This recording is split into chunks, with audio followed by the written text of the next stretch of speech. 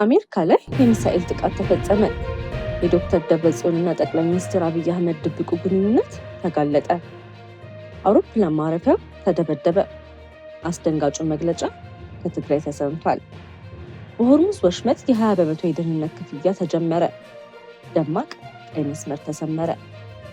ሰላም የተከበራችሁ የሀበሻ ጉር ዜና ዩቲዩብ ቤተሰቦቻችን፣ እንደተለመደው በዛሬው ስርጭታችን ውስጥ ትኩረትን የሚስቡ ክስተቶችን፣ የፖለቲካ፣ የኢኮኖሚ፣ የማህበራዊና ሌሎች ወቅታዊ ጉዳዮችን በዝርዝር ልናቀርብላችሁ ተዘጋጅተናል። እስከ ቪዲዮ መጨረሻ ድረስ ከኛ ጋር አብራችሁ እንድትቆዩ በታላቅ አክብሮት እንጋብዛችኋለን። ከኛ ጋር በመቆየት አንዳችም ጠቃሚ መረጃ እንዳያመልጣችሁ ያድርጉ።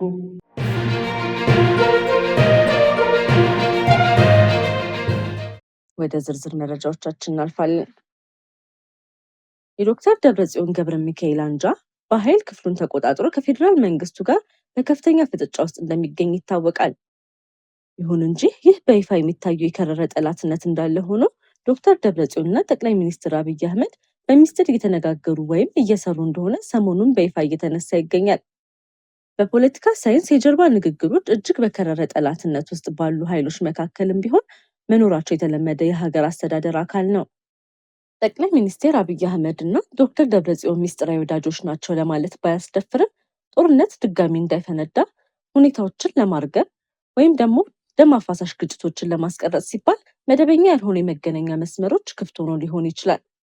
ምንም እንኳን የፌዴራል መንግስቱ አቶ ጌታቸው ረዳን ወደ ማዕከል አምጥቶ ስልጣን ቢሰጥም በትግራይ መሬት ላይ ያለውን ትክክለኛ የትጥቅና የፖለቲካ ኃይል የሚቆጣጠረው የዶክተር ደብረጽዮን አንጃ በመሆኑ ፌዴራል መንግስቱ በእውነተኛው የኃይል ባለቤት ጋር በጀርባ መነጋገሩ ግድ ይለዋል። ይህ የሚስጥር ግንኙነት ለፌዴራል መንግስቱ የከፋፍለህ ግዛ ስትራቴጂን ለማስፈጸም እጅግ ጠቃሚ ነው። አቶ ጌታቸውን በይፋ በማቅረብና ዶክተር ደብረጽዮንን ደግሞ በጀርባ በማነጋገር ህወሓትን በማያበራ የጥርጣሬና የፉክክር አዙሪት ውስጥ አዳክሞ ለማቆየት ያስችላል። ሁለቱም አንጃዎች የየራሳቸው የህልውና ማስጠበቂያ መንገድ እንዲከተሉ በማድረግ ፓርቲው ዳግም እንደ አንድ ጠንካራ ስጋት ሆኖ እንዳይወጣ ለማድረግ ያለመ የፖለቲካ ቼዝ ጨዋታ ነው። በኢትዮጵያ ፖለቲካ ዘላቂ ጥቅም እንጂ ዘላቂ ጠላት የለም የሚለውን ህግ በዚህ ተግባር ሲተረጎም ይታያል። ከዚህ ውስብስብ ውስጥ ከፖለቲካ ባሻገር የኤርትራ መንግስት በቀጠናው ያለውን አንድምታ የዚህን መላምት ታሳማኝነት በእጅጉ ያጎለዋል።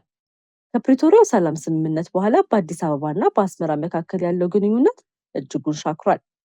በዚህ አውድ የፌዴራል መንግስቱ ከኤርትራ ጋር ሊፈጠር የሚችለውን ማንኛውም ያልተጠበቀ ግጭት ትግራይ እንደ ተፈጥሯዊ የቋት ዞን እንድትታገል ሊፈልግ ይችላል።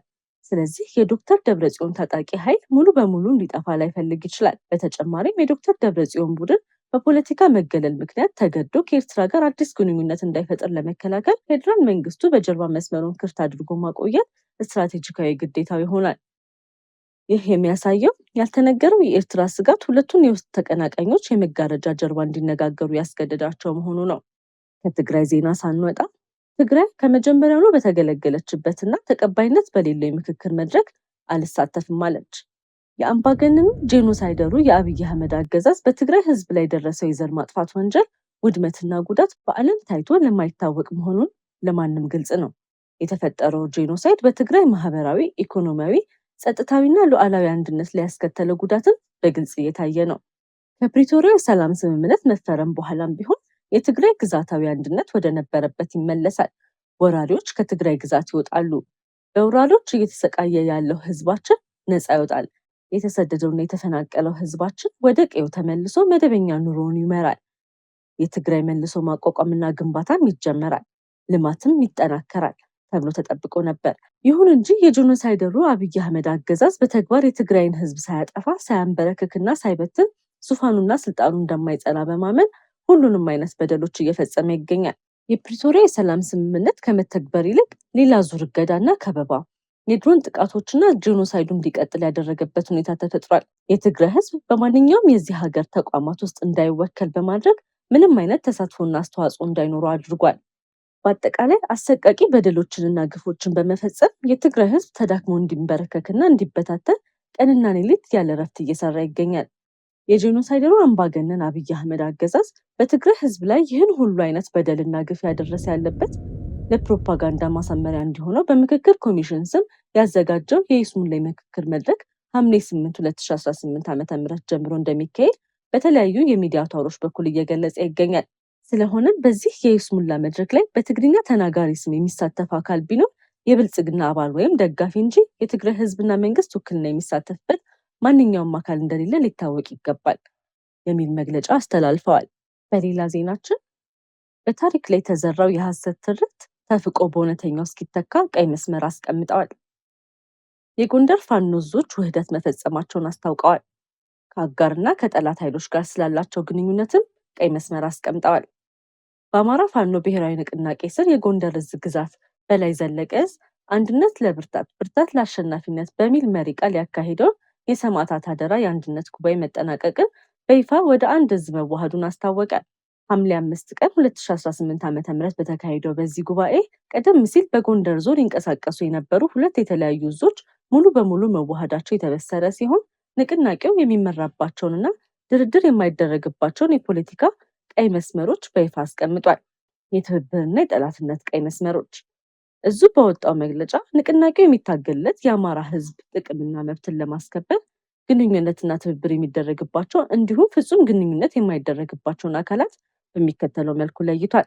አብረው ለመስራት ችግር የሌለባቸው ኃይሎች፣ የአማራን ግዛት የመውረር ፍላጎት ከሌላቸው፣ የአማራን ሕዝብ ላይ ጠላትነት ከሌላቸው፣ በኢትዮጵያ ሉዓላዊነት አንድነት ላይ የማይደራደሩና በብሔራዊ ጥቅሞች ላይ ልዩነት ከሌላቸው ኃይሎች ጋር አብሮ ለመስራት ንቅናቄው ዝግጁ መሆኑን ገልጿል። በተጨማሪም የሀገረ መንግስቱ ስጋት የሆነውና በሀገርና በህዝብ ጥላቻ ግንብ ተደርጎ የተፈረጀው የህወሓት ህገ መንግስትን የመቀየር መብት አለው ብለው ከሚያምኑ አካላት ጋር ለመተባበር ዝግጁ መሆኑን አስታውቋል። ፍጹም ግንኙነት የማይደረግባቸው አካላት በአንጻሩ የአማራን ህዝብ በጠላትነት ከፈረጁ፣ በኢትዮጵያ አንድነት ከማያምኑ እንዲሁም የአማራን ታሪካዊ ርስቶች፣ መሬቶች በመውረር የራሳቸውን ሀገር ለመመስረት አልመው ከሚንቀሳቀሱ አካላት ጋር ንቅናቄው ምንም አይነት ግንኙነት አይኖረውም ሲል ጥብቅ ውሳኔ አስተላልፏል። የጎንደር ጠቅላይ ግዛት በላይ ዘለቀ እዝ ይህንን የህዝብ አቋም ላይ የተቀመጠውን ቀይ መስመር ሙሉ በሙሉ ለማስፈጸም ዝግጁ መሆኑን ለህዝብና ለሰራዊቱ በይፋ ገልጿል። እዙ ሂደቱ የዘገየበትን ምክንያት ሲያብራራ የቀጠናውን መጠናከር የሚፈሩ የጠላት እጆች መኖራቸው እንደተጠበቀ ሆኖ ወፍራም እንጀራ ቶሎ አይበስልም እንደሚባለው ልዩነትን ለማስታረቅ ክፍተቶችን በመሙላት ጠንካራ እድገትን ለመፍጠር ረዥም ጊዜ መውሰዱን ገልጿል። ይህም ውህደት ጊዜያዊ ሳይሆን እስከ መስቀል ስር ለመተማመን የሚያስችል እውነተኛ አንድነት መሆኑን ጠቅሷል። በተጨማሪም ንቅናቄው የአማራ ህዝብ ጥያቄዎች አንድ በአንድ እስኪመለሱ፣ የታደኑና የተፈናቀሉ ወገኖች በተመጣጣኝ ፍትህ እስኪያገኙ፣ በታሪክ ላይ የተዘራው የሐሰት ትርክት ተፍቆ እውነተኛ እስኪተካና ሀገራችን ኢትዮጵያ ወደ ቀድሞ ገናና ክብሯ እስክትመለስ ድረስ ትግሉን አጠናክሮ እንደሚቀጥል ቃል ገብቷል። በመጨረሻም ከ10 ዓመታት በፊት በዚሁ ዕለት ሐምሌ 5 ቀን የቀድሞ ስርዓት ለመገርሰስ የትግል ችቦ በጎንደር መለኮሱን ያስታወሰው መግለጫው የዛሬው ውህደት ታሪክን ራሱን የደገመበትና የድል ቀንን የሚያቀርብበት ታሪካዊ ክስተት ነው ብሎታል። ከሀገር ውስጥ ዜና ሳንወጣ በአዳማ ከተማ የተካሄደው የብልጽግና ፓርቲ ስብሰባ አዲስ ፖለቲካዊ ውይይት አስነሳ። በከተማው የተካሄደው የብልጽግና ፓርቲ ማዕከላዊ ኮሚቴ ስብሰባና በዚያ ውስጥ ተነሱ ተብሎ የተነሱ አከራካሪ የህገ መንግስትና የፌዴራል አወቃቀር ሀሳቦችን ይመለከታል። በአዳማ ከ300 በላይ ፓርቲ ማዕከላዊ ኮሚቴ አባላት በተሳተፉበትና በፓርቲው ምክትል ፕሬዝዳንት አቶ አዳም ፋራህ በተመራው ስብሰባ ለሀገራዊ ምክክር ይቀርባሉ ተብሎ የተገለጹ የተለያዩ አጀንዳዎች ላይ ሰፊ ውይይት መካሄዱ ተነግሯል። ከተነሱ ጉዳዮች መካከል በጣም ትኩረት የሳበው በህገ መንግስቱ የሚገኘው የራስን እድል በራስ መወሰን እስከ መገንጠል የሚለው ድንጋጌ ውስጥ እስከ መገንጠል የሚለው ክፍል እንዲሰረዝ የሚል ሀሳብ መቅረቡ ነው። በተጨማሪም የኦሮሚያ ክልል በአዲስ አበባ ላይ ያለው ልዩ ጥቅም ወደ የጋራ ጥቅም እንዲቀየር የሚል ሀሳብ መቅረቡም ተገልጿል። ሌላው በርካቶችን ያነጋገረው ጉዳይ የክልሎች አወቃቀር በቋንቋና በማንነት ሳይሆን በጂኦግራፊ አቀማመጥና በኢኮኖሚ ትስስር ላይ እንዲመሰረት የሚል አጀንዳ መቅረቡ ነው። ከዚህ ጋር ተያይዞ አዲስ አበባና ድሬዳዋ ራሳቸውን የቻሉ ክልሎች እንዲሆኑና የፌዴሬሽን ምክር ቤት ውክልና እንዲኖራቸው የሚል ሀሳብም ተነስቷል ተብሏል። በመሬት ፖሊሲ የግል ባለቤትነት እንዲፈቀድና ይህም ኢንቨስትመንትና ለኢኮኖሚ እድገት ድጋፍ እንደሚያደርግ የሚል ሀሳብ መቅረቡም ተገልጿል። ይሁን እንጂ እነዚህ ሀሳቦች በሙሉ ተቀባይነት አላገኙም ተብሏል። በተለይ የኦሮሚያ ክልል አመራሮች ክልሎች በጂኦግራፊ ይዋቀሩ የሚለውና ልዩ ጥቅም ወደ ጋራ ጥቅም የሚለውን ሀሳብ በጽኑ መቃወማቸው ተነግሯል። እንዲሁም በህገ መንግስቱ መግቢያ ላይ የሚገኘው እኛ የኢትዮጵያ ብሔር ብሔረሰቦችና ህዝቦች የሚለው አገላለጽ እኛ ህብረ ብሔራዊ የኢትዮጵያ ህዝቦች በሚል እንዲተካ የሚል ሀሳብ በውይይቱ ላይ መካተቱ ተገልጿል። እነዚህ ጉዳዮች በቀጣይ በሀገራዊ ምክክርና በፖለቲካዊ መድረኮች ሰፊ ውይይት እንደሚያስነሱ ብዙዎች ይገምታሉ። ሆኖም እስካሁን ድረስ እነዚህ ሀሳቦች የመጨረሻ የመንግስት ውሳኔ ወይም የተጸደቀ ህግ መሆናቸው በይፋ አልተገለጸም። በሌላ ዜናችን በሳውዲ አረቢያ የሞት ፍርድ የተፈረደባቸው ኢትዮጵያውያን ስደተኞች ጉዳይ አሳሳቢ መሆኑ ተገለጸ። ዓለም አቀፉ የዜና ተቋም ሲኤንኤን ባወጣው አዲስ የምርመራ ዘገባ በሳውዲ አረቢያ የሞት ፍርድ የተፈረደባቸው በርካታ ኢትዮጵያውያን ስደተኞች በእጅጉ አሳሳቢ ሁኔታ ውስጥ እንደሚገኙ ተገልጿል። እንደ ዘገባው በደርዘን የሚቆጠሩ ኢትዮጵያውያን ከአደንዛዥ እጽ ጋር በተያያዙ ወንጀሎች ተከሰው የሞት ፍርድ ተበይኖባቸዋል። ዘገባውን አክሎ ከተከሳሾቹ መካከል አንዳንዶች ከባድ ማሰቃየት እንደደረሰባቸው፣ ፍትሐዊ ያልሆነ የፍርድ ሂደት እንዳለፉና በቂ የሕግ ጠበቃ ድጋፍ ሳያገኙ ፍርድ እንደተሰጣቸው ያመለክታል። በሌላ በኩል የኢትዮጵያ መንግስት ባለስልጣናት በሳውዲ አረቢያ የሚገኙ ዜጎችን ለማስመለስ ከሳውዲ ባለስልጣናት ጋር ውይይት እያካሄዱ መሆኑም ተገልጿል። ሆኖም የውይይቱ ውጤት ወይም የሚወሰዱ ቀጣይ እርምጃዎች እስካሁን በይፋ አልተገለጹም። ይህ ጉዳይ በሳውዲ አረቢያ የሚገኙ ኢትዮጵያውያን ስደተኞች የሰብአዊ መብት ጥበቃ፣ የፍትህ ሂደትና የዲፕሎማሲ ጥረቶች ላይ አዲስ ጥያቄዎችን እያስነሳ ነው። ወደ ውጭ ዜናችን ስናልፍ የኢራን አብዮታዊ ዘብ በአሜሪካ ኢላማዎች ላይ የሚሳኤል ጥቃት መፈጸሙን የሚገልጹ ምስሎች ይፋ ማድረጉን አስታወቀ። የኢራን እስላማዊ አብዮታዊ ዘብ ሰሞኑን አሜሪካ በሰነዘረችው ወታደራዊ ጥቃት ላይ የተመሰረተ የአጸፋ እርምጃ ነው ያለውንና በባህር ኃይሉ የተተኮሱ ሚሳኤሎችን ያሳያሉ የተባሉ ምስሎችን አድርጓል። እንደ አብዮታዊ ዘቡ መግለጫ ከሆነ የተወሰደው የሚሳኤል ማስወንጨፍ እርምጃ በዋሽንግተንና በቴህራን መካከል በስትራቴጂካዊ የሆርሙዝ ሰርጥ አካባቢ ለተቀሰቀሰው ወታደራዊ ግጭት የተሰጠ ከፍተኛ ምላሽ ነው። ይህ የኢራን መግለጫ በወጣው በሁለቱ ኃይሎች መካከል ያለው ፍጥጫ በከፍተኛ ደረጃ በጨመረበት ወቅት ላይ ሲሆን የሆርሙዝ የባህር ሰርጥ መዘጋቱና መነገሩን ተከትሎ በአሜሪካና በኢራን መካከል የሚሳኤልና የድሮን ጥቃቶች ልውውጥ እየተካሄደ መሆኑ ይታወቃል። ይሁን እንጂ በኢራን በኩል ይፋ የተደረጉ ምስሎች ትክክለኛነትና ስለተሰነዘሩት ጥቃቶች ስፋት በተናጠል ገለልተኛ በሆኑ አካላት እስካሁን የተረጋገጠ ነገር የለም። በአሜሪካ በኩልም ስለደረሰ ጉዳት የሰጠው ይፋዊ ምላሽ አልተሰማም። በሌላ ዜናችን ሁቲዎች ሳውዲ አረቢያን ከሰንዓ ዓለም አቀፍ አውሮፕላን ማረፊያ ደብድባለች ሲሉ የከሰሱት ከሰንዓ ዓለም አቀፍ አውሮፕላን ማረፊያ ኢላማ ያደረገው የአየር ድብደባ መፈጸሙን ተከትሎ በየመን እና በሳውዲ አረቢያ መካከል ያለው ውጥረት ዳግም ማገርሸቱ ተሰማ። በየመን የኢራን ድጋፍ የሚደረግላቸው የሁቲ አማጽያን ቃል አቀባይ ያህያ ሰርዓ በሰጡት መግለጫ ሳውዲ አረቢያ በሰንዓ ዓለም አቀፍ አውሮፕላን ማረፊያ ላይ የአየር ጥቃት መፈጸሟን አስታውቀዋል። ቃል አቀባዩም አክለው ሳውዲ አረቢያ ለፈጸመችው ጥቃት ውጤቱን ትሸከማለች ሲሉ የሚያስጠነቀቁ ሲሆን ስለ አጸፋዊ እርምጃቸው ዝርዝር መረጃ ከመስጠት ተቆጥበዋል። እስካሁን ከሳውዲ አረቢያ ባለስልጣናት በኩል የተሰጠ ይፋዊ መግለጫ የለም። ወደ ሆርሙዝ ሰርጥ ዜና ስንገባ በሆርሙዝ የባህር ወሽመጥ የሚያልፉ የንግድ መርከቦች ላይ የ20% የደህንነት ተጨማሪ ክፍያ ልትጥል ነው። ዩናይትድ ስቴትስ በስትራቴጂካዊቷ የሆርሙዝ ወሽመጥ በኩል የሚያልፉ የንግድ መርከቦች በሚጫኑ ጭነቶች ላይ አጠቃላይ እሴት ላይ የ20% የደህንነት ተጨማሪ ክፍያ ለመጣል ማቀዷን አስታወቀች። የአሜሪካ መንግስት ባወጣው መግለጫ መሰረት ይህ አዲስ ክፍያ የተሰናዳው በዓለም አቀፍ ደረጃ ቁልፍ በሆነው የውሃ መስመር ላይ የባህር ላይ ደህንነት ለመጠበቅና የንግድ መርከቦችን ከጥቃት ለመከላከል የሚወጣውን ከፍተኛ ወጪ ለማካካስ ነው። የዋሽንግተን ውሳኔ በቀጠናው እየተባባሰ በመጣው ውጥረት ጋር ተያይዞ አሜሪካ በሆርሙዝ የባህር ወሽመጥ አካባቢ ያለውን የጦር ኃይልና የደህንነት መገኘት በከፍተኛ ሁኔታ እያሰፋች ባለችበት ወቅት የተላለፈ ውሳኔ መሆኑ ነው። በቀጣይ ዜናችን የሩሲያ ጦር በዩክሬን ጥቁር ባህር ጠረፍ ላይ የሚገኙ ዋና ዋና የወደብ ከተሞች ላይ ያነጣጠረው ወታደራዊ ግፊትና ስልታዊ ጥቃት በከፍተኛ ሁኔታ ማፋጠኑ ተገለጸ። በተለይም ወሳኝ ወታደራዊ ሎጂስቲክ ማዕከል በሆነው የኦዴሳ ከተማ ላይ ጥቃቱ በረድፍ የተፈጸመ መሆኑም ታውቋል። ከባለፈው ሰኔ 28 ጀምሮ በተለያዩ 3 ወደቦች ላይ የተጀመረው የሩሲያ ሚሳኤልና የድሮን ጥቃት በኢስማሊ በኩል የሚያልፈውንና ለዩክሬን ጦር ኃይሎች እጅግ ወሳኝ የነበረውን ወታደራዊ አቅርቦት መስመር ሙሉ በሙሉ ማሽመድመዱ ተረጋግጧል። የተቀናጀው ጥቃትና የወደቡ መሰረተ ልማቶች በኦዴሳና ከከተማዋ 22 ኪሎ ሜትር ርቀት ላይ በሚገኘው መጠባበቂያ ወደብ ላይ በተሰነዘረው መጠነ ሰፊ የድሮንና ሚሳኤል ጥቃት ወታደራዊ መጋዘኖች፣ የነዳጅ ክምችቶችና የባህር ላይ ድሮን ማስወንጨፊያ ጣቢያዎች በተሳካ ሁኔታ ተመትተዋል።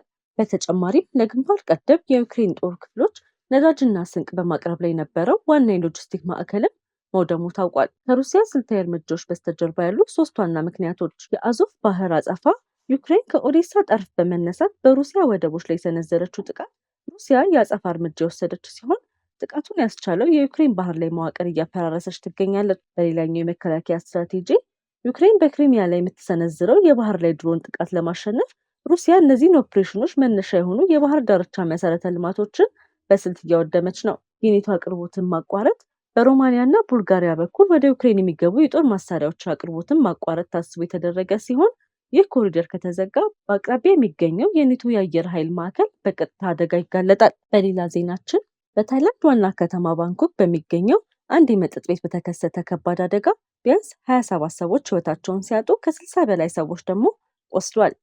ከተጎዱት መካከል በርካቶች በጽኑ ሁኔታ ላይ በመሆናቸው የሟቾች ቁጥር ሊጨምር እንደሚችልም ተገልጿል። እንደ ባለስልጣናት መረጃ በመጀመሪያ መብራት ከጠፋ በኋላ ጭስ በህንፃ ውስጥ በፍጥነት ተስፋፍቶ በመቀጠል ፍንዳታ ተከስቶ እሳቱ በፍጥነት ተዛመተ።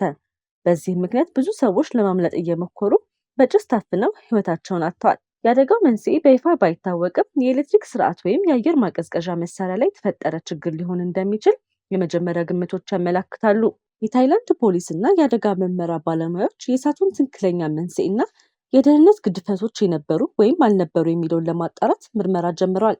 ይህ አደጋ በታይላንድ በቅርብ ዓመታት ከተመዘገቡ እጅግ ከባድ የእሳት አደጋዎች አንዱ ሲሆን በሀገሪቱ የህንፃ ደህንነትና የአደጋ መከላከያ ስርዓቶች ላይ አዲስ ጥያቄዎችን አስነስቷል። ወደ ቢዝነስ ዘገባችን ስናልፍ የዓለም ገበያዎች በጭንቀት ውስጥ ናቸው።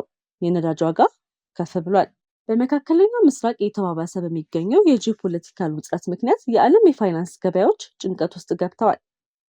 ባለሀብቶች ወደ አስተማማኝ ንብረቶች ማዘንበል ሲጀምሩ በብዙ የዓለም የአክሲዮን ገበያዎች የዋጋ ቅናሽ ታይቷል። በተመሳሳይ ጊዜ የዓለም የነዳጅ ዋጋ በፍጥነት ከፍ ብሏል። ይህ በተለይ የዓለም ነዳጅ ንግድ ዋና መተላለፊያ በሆነው የሆርሙዝ ባህረ ሰላጤ ላይ የደህንነት ስጋቶች ከፍ በማለቱ የተነሳ መሆኑ ተገልጿል። የኢኮኖሚ ባለሙያዎች እንደሚሉት የነዳጅ ዋጋ መጨመር በዓለም የዋጋ ንረት ላይ መጓጓዣና የምርት ወጪዎች ላይ ሊጨምር እንዲሁም የብዙ ሀገራት ኢኮኖሚ ላይ ጫና ሊፈጥር እንደሚችል ተገልጿል። በአሁኑ ወቅት ባለሀብቶች የፖለቲካና የደህንነት ሁኔታዎችን በቅርብ እየተከታተሉ ሲሆን በቀጣይ ቀናት የዓለም ገበያዎች የሚያሳዩት አቅጣጫ በክልሉ ያለው ውጥረት እንዴት እንደሚቀጥል ላይ እንደሚወስኑ ተገልጿል። ይህ በእንዲህ እንዳለ የነዳጅ ዋጋ በፍጥነት ጨመረ። የዓለም ገበያዎች በጭንቀት አይሏል። የአሜሪካና የኢራን ውጥረት እየተባባሰ በመሄዱ የዓለም ነዳጅ ገበያ ከፍተኛ መናወጥ አሳይቷል። የዓለም መለኪያ የነዳጅ ዋጋ በአንድ በርሜል $81 ከ92 ሳንቲም ደርሷል። በአንድ ቀን ውስጥ ወደ 7.8 በመቶ ጨምሯል። የአሜሪካ የነዳጅ መለኪያ ደግሞ በአንድ በርሜል $75 ከ50 ሳንቲም ደርሷል። በአንድ ቀን ውስጥ በ5.7 በመቶ ከፍ ብሏል። ባለሙያዎች እንደሚገልጹት ይህ ጭማሪ በዋነኝነት በሆርሙዝ ባህረ ሰላጤ ላይ ያለው የደህንነት ስጋት የነዳጅ አቅርቦት ሊቋረጥ ይችላል የሚለው ፍርሃት ነው። ይህ ቀጥሎ የነዳጅ ማጓጓዣ እና የምርት ዋጋዎችን የብዙ ሀገራት ሊያሳድግ ይችላል። በዚህ ሳምንት የወርቅ ዋጋ ከፍተኛ መለዋወጥ አሳይቷል። በሳምንቱ መጀመሪያ ላይ በመካከለኛው ምስራቅ የተባባሱ የፖለቲካ ውጥረቶችና ከተጠቀሰው ያነሰ የአሜሪካ ኢኮኖሚ መረጃ ምክንያት ባለሀብቶች ወደ ወርቅ በመሸሽ ዋጋው ከፍ ብሏል። ከዚህ በኋላ ግን የአሜሪካ የወለድ መጠን ለረዥም ጊዜ ከፍ ብሎ ሊቆይ እንደሚችል የተፈጠረው ግምትና የመንግስት ቦንድ ትርፍ መጨመር በወርቅ ዋጋ ላይ ጫና ፈጥሯል። ሐሙስ ዕለት የአሜሪካ ዶላር በመጠኑ ከደከመ በኋላ የወርቅ ዋጋ በትንሹ አገግሟል። ወርቅ ለምን ጨመረ? የወርቅ ዋጋ እንዲጨምር ያደረጉ ዋና ዋና ምክንያቶች በመካከለኛው ምስራቅ የተባባሱ የፖለቲካ ውጥረቶች ባለሀብቶችን ወደ ደህንነት የሚያስጠብቅ ንብረት የሆነው ወርቅ እንዲመጡ አድርጓል። የአሜሪካ ዶላር መዳከም ወርቅን ለዓለም አቀፍ ገዢዎች በዝቅተኛ ዋጋ እንዲገዙት አስችሏል። ባለሀብቶች ከኢኮኖሚያዊና ከፖለቲካዊ አለመረጋጋት ለመጠበቅ ወርቅ መግዛታቸውን ቀጥሏል። ከማዕከላዊ ባንኮች የቀጠለ የወርቅ ገዢና በአካል የሚገዛ ወርቅ ፍላጎት ገበያውን ደግፎታል። ወርቅ ለምን ቀነሰ? በዚህ ሳምንት የወርቅ ዋጋ እንዲቀንስ ያደረጉ ምክንያቶች የአሜሪካ ፌዴራል ሪዘርቭ ኃላፊዎች የዋጋ ግሽበት አሁንም አሳሳቢ መሆኑን በመግለጽ ከፍተኛ የወለድ መጠን ሊቀጥል እንደሚችል ጠቁመዋል። ባለሀብቶች የአሜሪካ የወለድ መጠን ለረዥም ጊዜ ከፍ ብሎ ሊቆይ ወይም ሊጨምር እንደሚችል ጠብቀዋል። የመንግስት ቦንድ ትርፍ መጨመር ወለድን የሚያስገኙ ንብረቶችን ከወርቅ የበለጠ ማራኪ አድርጓል። አንዳንድ ነጋዴዎች ከቀድሞ ጭማሪ በኋላ ትርፋቸውን ለማስጠበቅ ሽያጭ በማድረግ የወርቅ ዋጋ ጫና ውስጥ ገብቷል። በመጨረሻ የዛሬው የ21 ካራት ወርቅ ዋጋ በ1 ግራም $130.78 ነው። እውነተኛ ንጹህና ከፍተኛ ጥራት ያለው 21 ካራት ወርቅ ለመግዛት ከፈለጉ በኒውዮርክ የሚገኘውን ሀበሻ ጎልድ ያነጋግሩ። እኛ በከፍተኛ ጥራት በእጅ የተሰሩና ንጹህ 21 ካራት የወርቅ ጌጣጌጦችን እናቀርባለን። ለትዕዛዝ ወይም ለተጨማሪ መረጃ ከታች ባስቀመጥንላችሁ የስልክ ወይም የዋትሳፕ ቁጥራችን ያገኙናል። ሀበሻ ጎልድ፣ የሚታመን ጥራት፣ ዘላቂ ውበት። ወደ ስፖርት ዜናችን እናልፋለን። የ2026 የዓለም ዋንጫ ግማሽ ፍጻሜ ጨዋታዎች ትኩረትን ስበዋል። የ2026 የፊፋ የዓለም ዋንጫ ውድድር ወደ ግማሽ ፍጻሜ ደረጃ በመድረሱ የዓለም እግር ኳስ ተከታታዮች ትኩረታቸውን በቀሩት 4 ቡድኖች ላይ ተኩሯል። ግማሽ ፍጻሜው በሁለት ታላላቅ ግጥሚያዎች ይካሄዳል። ፈረንሳይ ከስፔን፣ እንግሊዝ ከአርጀንቲና። ሁለቱም ጨዋታዎች ወደ የዓለም ዋንጫ ፍጻሜ የሚያሳልፉ በመሆናቸው በእጅጉ በጉጉት እየተጠበቁ ነው። በሌላ በኩል የእንግሊዝ ኮከብ ተጫዋች ጄድ ቤሊንግሃም በኖርዌይ ላይ በተካሄደው የሩብ ፍጻሜ ጨዋታ በኋላ ትከሻው ላይ ጉዳት ሊኖርበት እንደሚችል ሪፖርቶች ይጠቁማሉ። ሆኖም ለአርጀንቲና ጨዋታ ይደርሳል ተብሎም ይጠበቃል። ለዛሬ ያዘጋጀናቸው ትኩስ፣ አስፈላጊና ሰበር መረጃዎች እስከዚህ ድረስ ነበሩ። ጊዜያችሁን ሰጥታችሁ ከኛ ጋር ስለነበራችሁ ከልብ እናመሰግናለን። ሁልጊዜ ፈጣን፣ ትክክለኛ፣ የተረጋገጠና ሚዛናዊ ዜና እንዲደርሳችሁ በየቀኑ በትጋት እየሰራ እንገኛለን። በኢትዮጵያና በዓለም ዙሪያ የሚከሰቱ ወቅታዊ ክስተቶች፣ የፖለቲካ፣ የኢኮኖሚ፣ የማህበራዊና ሌሎች ወቅታዊ ጉዳዮችን በፍጥነትና በአስተማማኝ ሁኔታ ለእናንተ ለማድረስ ቁርጠኞች ነን። ከኛ ጋር ገና ካልተቀላቀላችሁ የሀበሻ ጎል ዜና ዩቲዩብ ቻናልን ሰብስክራይብ በማድረግ የቤተሰባችን አካል ይሁኑ። እንዲሁም የደወል ምልክቱን በመንካት ማንኛውም አዲስ ዜናና ሰበር መረጃ በታተመ ቅጽበት እንዲደርሳችሁ ያድርጉ። ቪዲዮን ላይክ በማድረግ አስተያየታችሁን በመጻፍና ለወዳጆቻችሁ በማጋራት የምታደርጉልን ድጋፍ ለእኛ ትልቅ ብርታት ነው። ስለምትከታተሉና ስለምትተማመኑብን ከልብ እናመሰግናለን። ሀበሻ ጎልድ ዜና፣ ፈጣን፣ ተአማኒና የተረጋገጠ መረጃ የሚገኝበት አድራሻ። እስከምንገናኝ ድረስ ሰላምና ጤና ከእናንተ ጋር ይሁን።